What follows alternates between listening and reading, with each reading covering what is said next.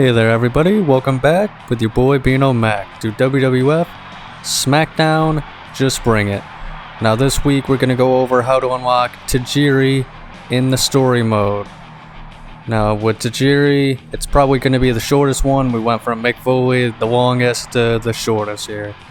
So I'm going to go through these steps. In the description you will also see those steps as well. We're also going to go through the whole playthrough of this. Matches and all. For this one, you only have one match in the whole game, and that's against the man himself, Tajiri. It's pretty simple steps. So, as you just seen, when Vince asks you to form a tag team, you say no.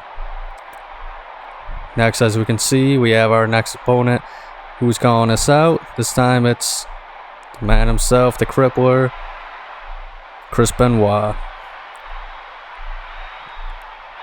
Yeah, as you can see, these scenes I keep mentioning it, but these scenes just drag on for way too long. And it also bothers me. I mean, you'd think that they would correct it, but every time they refer to him as The Rock instead of Rock, it's a small little detail, but I guess it's a little, if you can even call it this, a pet peeve of mine. Saying the generic squabble as usual. Although I guess that is a usual Chris Benoit promo. Nothing really special about it. Prove me wrong.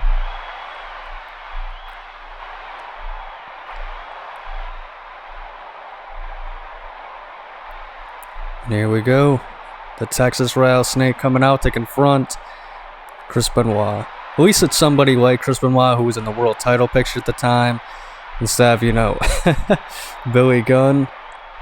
Or Albert, Test, Hardcore Ali, like they just have a thing where it could just be anybody. But as you can see once again here, just talk smack when your opponent calls you out.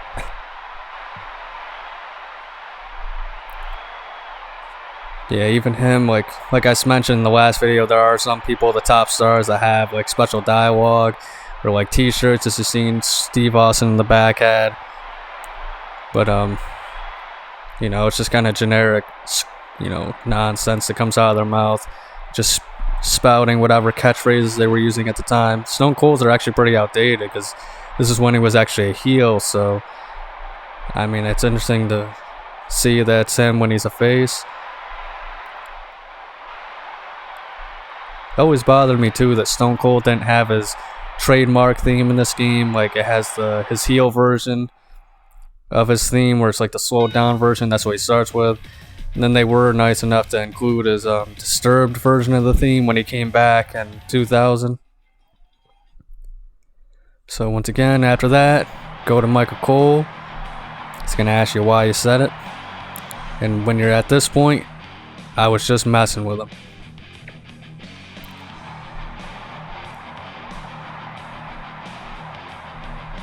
Imagine Stone Cold calling somebody out and then just saying, nah, I was just messing. Just goofing. A little bit of new boo goofing.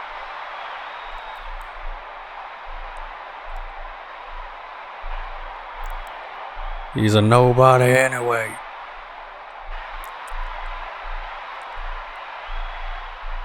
Now usually when it comes to this point, you just ignore the commissioner. The commissioner is William Regal in this game. So you can actually go to his office, and he's going to ask you for a European title shot. It's also important to note here too, when it comes to Insurrection Arena, you do not want to accept the European title at this point either. I don't know why, it's like a trap, but it doesn't activate the Insurrection storyline. But we'll get into that later.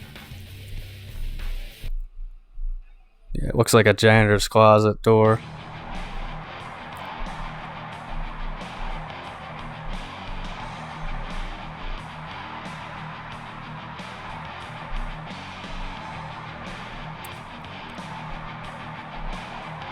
Once again, when you get to this point, I'm really not interested.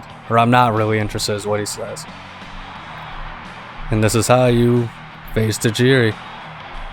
And then he just spells off some random Japanese or something. Does anybody know what he's actually saying? Or is that actually, Japanese, or is it just racist nonsense that's coming out of his mouth. And we're gonna start the match here. I like to skip all the entrances, the fluff, you know, the startup screens, all that nonsense. Tajiri was a pretty cool addition to this game. I would have actually played as Tajiri, but I just never got around to it. But he was always a unique guy. I loved him in ECW. A very unique style. I know a lot of people say he's kind of based off of the Great Muta, especially with the Poison Mist, but I mean, I'm not really a big fan of Japanese wrestling. I can't really speak on that fact. I don't really know if the Muta was a, you know, like a striker, kind of like how Tajiri is, but I mean, I don't really care. Tajiri he was the man. It's one of the few small guy wrestlers that I just really thoroughly enjoyed. He was so different and unique. Those strikes, the buzzsaw kick, I mean, the Poison Mist, there was so much coolness to Tajiri. Even then, like, he had some pretty funny moments, especially with Jonathan Coachman when he was in the locker room, and I think it was like an initiation thing between like the guys or whatever, and they told Tajiri to spray the Poison Mist in Jonathan Coachman's face. And the coach, you know, Jonathan Coachman is underrated in his, you know, his stuff, because he wasn't a good wrestler, obviously, but he was definitely an over-the-top and entertaining personality, and he sold it so well.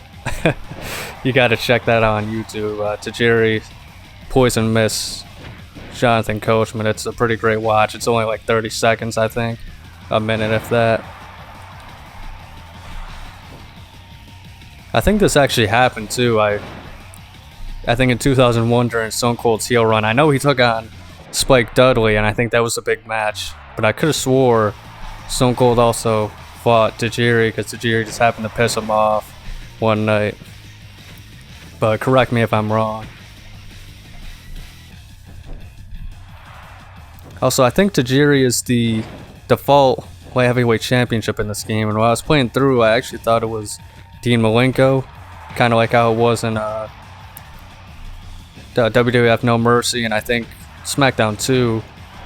But it's interesting to see that.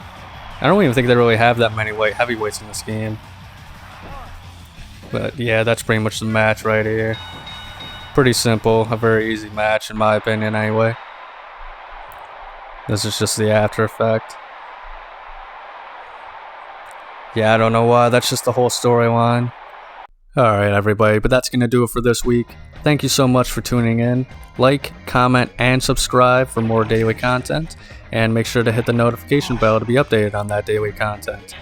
Make sure you tune in next week for more Just Bring It content.